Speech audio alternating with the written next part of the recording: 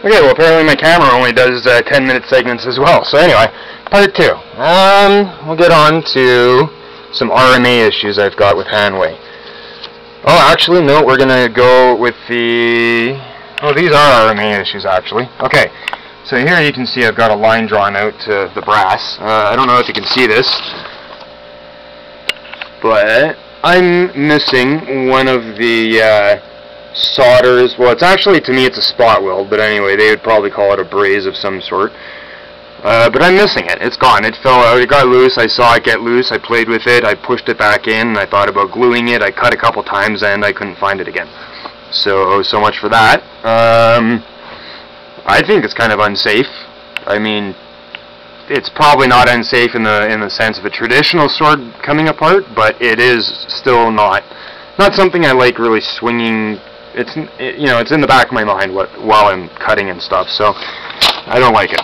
I'm not happy. Another thing, I picked up this katana while I was exchanging my original Wakizashi, the video of which you may have seen on YouTube. So when I picked this katana up, the guy who was quite larger than I am couldn't pull it apart, and I could barely pull it apart from the scabbard, what I'm saying.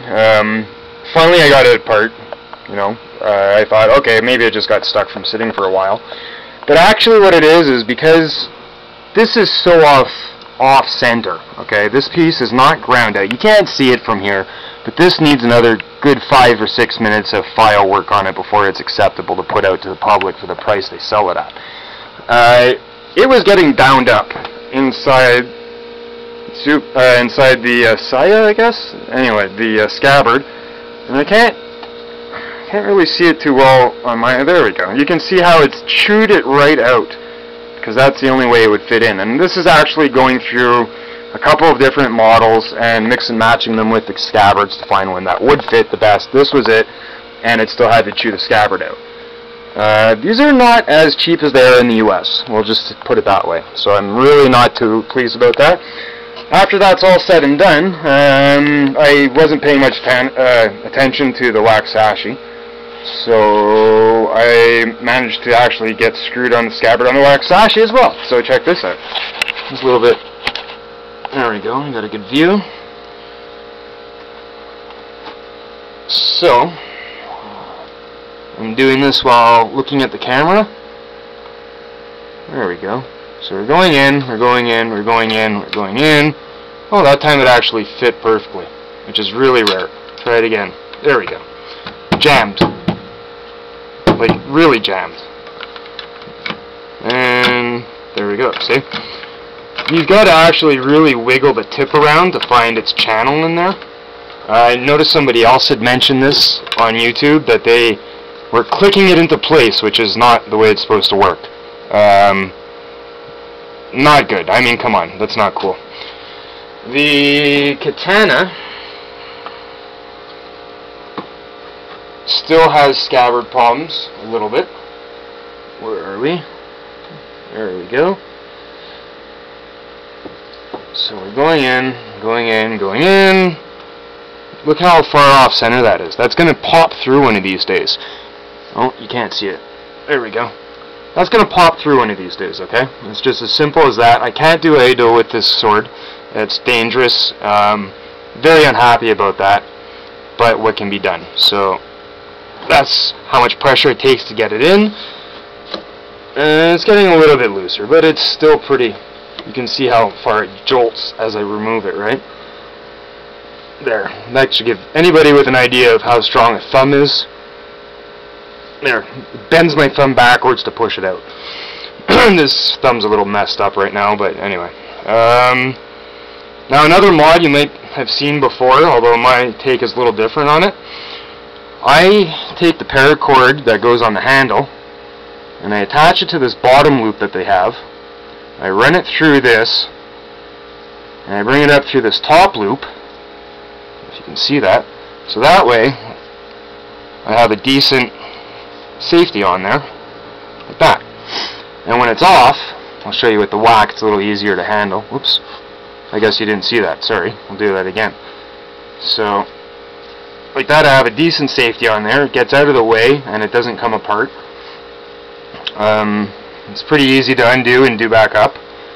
I'm planning on modifying this though for another attachment point for carrying, but also I want to put pins through the handle holes here, one of which will be spring, and I'll just push it to release. I really don't like swords that can come out of their scabbard that easily. I mean, there should be a certain firmness to it, but it should also not come out if you're traveling with it, stuff like that. I notice other guys know the knots, I don't. So that's pretty much that. I do know manufacturing and fabrication though, so I can probably just, you know, do this pretty easily. I guess I don't have to show you this on the whack because I just showed you on the cat, but there we go, just that little bit and I'm already stuck. It's not going to go in any further. That's as simple as that. So, those are the issues I have with this. There were other issues which I had with the last ones. I don't know how well you can see this. This is a measurement of the spine. Here, hold on a second.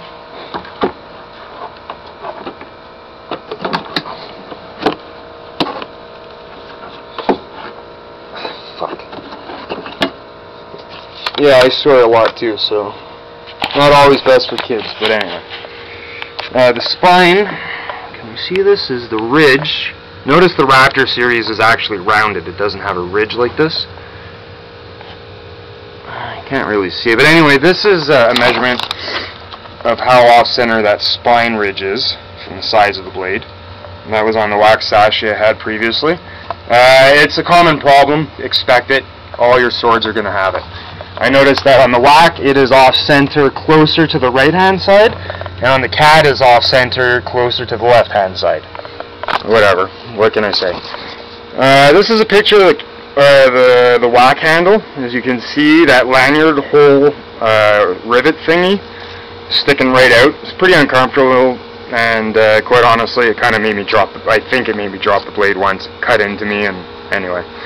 The Kisagis, as I mentioned, are not very uniform. This one, as you can see, is kind of squared out and dimpled. That was not very impressive either. These ones are in much better shape. And something I don't have on here, well, I guess I do, blade warp. If you take your hand, or your fingers, and run them like this along the blade, on my last whack, you could feel ripples. And I don't mean little ripples, like waves of metal. Like, it was pretty cool, actually. It was a neat feeling, but it was kind of concerning. Same with the katana. It was on the other blade, anyway, that I was at the store when we were comparing scabbards. Neither of these have it. So, I don't know what that ripple was, but I think Hanwei might want to look into it before we have a new, oh my god, swordsman dies video on YouTube, right? So, I don't want to see anyone get hurt, including anybody at Hanwei who might be cutting corners. Some people are not very friendly when they get ripped off, and quite honestly, I think that some of these issues are a rip-off, you know. When I talked to Hanwei, they actually asked me why I bought this, why I bought this, if I could see the issues with the chip in the blade. And well, Hanwei, on your site, you have them listed as not available. And quite honestly, Hanwei, with this kind of stuff coming out of your factories and going on to market, I don't honestly see you guys being in business for long enough for them to become available again, and I cannot afford a $1,000 sword.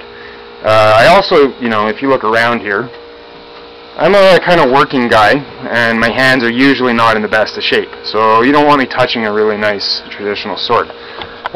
Real quick blade test, show you what the sharpness is. Like I said, the whack is dull as butter knife, and the katana is acceptable. I have sharpened these a couple of times, but I haven't reprofiled the whack yet, which I intend on doing. So I'll get to this real quick. That's what that last sheet of paper is for. And you can probably judge by the sound of it. So that's the whack. Kind of grabbed it and cut it sideways. And this is the cat. So, acceptable on the part of the cat. Another quick thing, if I have the few seconds to do it, this is how I have to sharpen these, and Hanwei is not sure about this either.